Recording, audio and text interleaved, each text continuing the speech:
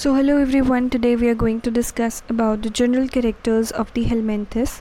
So helminths, number of known species are about 13,000. Habitat क्या होगा, flatworms जो होते हैं मोस्टली पैरासाइट होते हैं, कुछ जो flatworms होते हैं वो फ्री लिविंग भी होते हैं.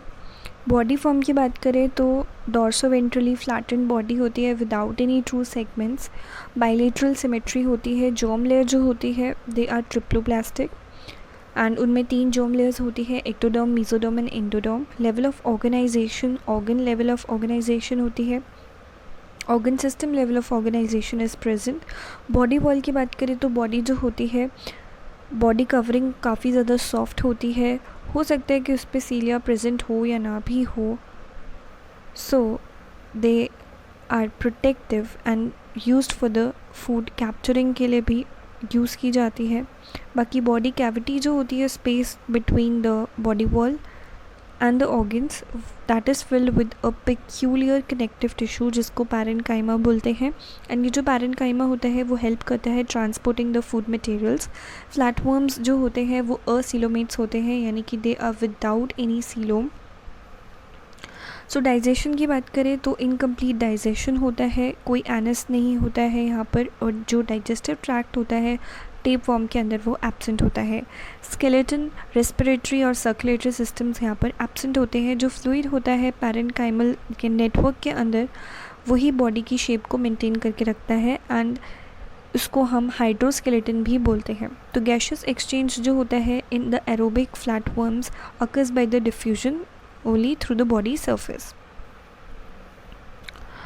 So excretion जो होता है वो flame cells की help से होता है, and this is the diagram of the flame cell where you can see the cytoplasm, nucleus, this is the cilia and this is the duct. So flame cell जो होते हैं वो excretion के लिए responsible होते हैं and वो osmoregulation के लिए भी help करते हैं.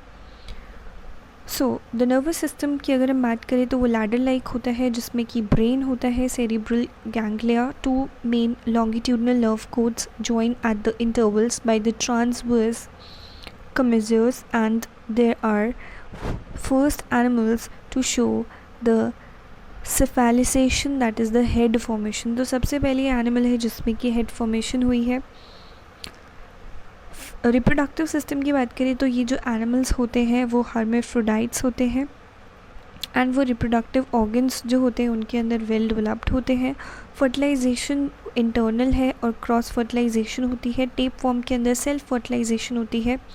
Asexual reproduction by transverse binary fission से हो सकती है कुछ फ्लैटवर्म्स के अंदर. डेवलपमेंट की बात करें तो लाइफ साइकिल जो होती है काफ़ी ज़्यादा कॉम्प्लिकेटेड होती है इन सम flatworms with 1 or more larval stages. In the liver fluke, अगर लिवर फ्लूक की अगर हम बात करें या फिर जो हमारे पास बाकी के जो स्पोरोसिस्ट है, रीडिया है, सर्केसिया है और मेटा सर्केरिया है, उसके अंदर जो लावा होता है वो प्रेजेंट होता है. टेप फॉर्म की अगर हम बात करें तो वहाँ पर लार्वा पाया जाता है. अगर हम रीजनरेशन की बात करें तो प्लेनेरिया जो होता है वो रीजनरेशन शो करता है. टेपवर्म में direct absorption of soluble nutrients by the cells and tissues देखा जाता है. Circulatory system absent as I told you earlier also, and वो 3 क्लासेस के अंदर डिवाइडेड है, nematoda, trematoda and Cestoda.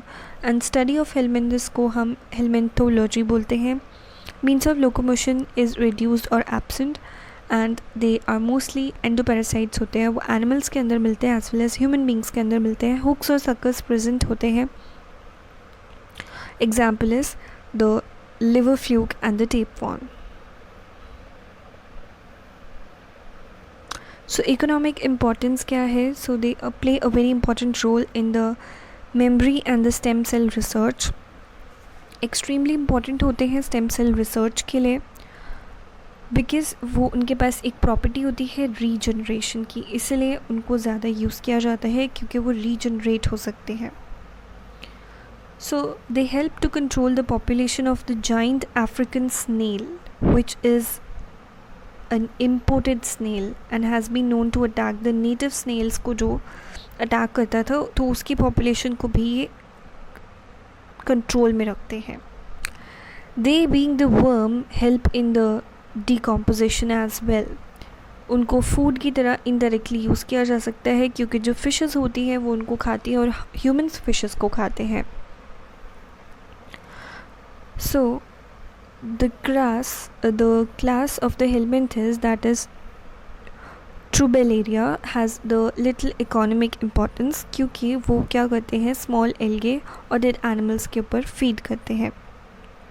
Parasitic worms जो होते हैं उनको मेडिकल ट्रीटमेंट के लिए भी यूज़ किया गया है for various diseases, and they involving the overreactive immune responses. Scientists are looking for a connection between the prevention and the control of these parasitic worms. तो बेसिकली जो एलर्जीज़ वगैरह हो रही हैं इनकी वजह से, तो इनके ऊपर रिसर्च करके तो पता लगाया जा सकता है कि किस तरीके से इनको प्रिवेंट किया जा सकता है.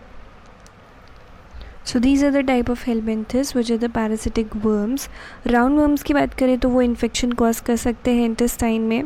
फ्लूक्स जो होते हैं वो बाइल डक्ट, लिवर और ब्लड को इन्फेक्ट कर सकते हैं. टेपवॉर्म इंटेस्टाइन को इन्फेक्ट करते हैं. एंड थॉर्नी हेडेड वर्म्स जो होते हैं वो एनिमल्स को इन्फेक्ट करते हैं एंड रेयरली वो ह्यूमन को इन्फेक्ट करते हैं. So this is all for today. Notes का लिंक आपको डिस्क्रिप्शन में मिल जाएगा. Thank you and have a good day.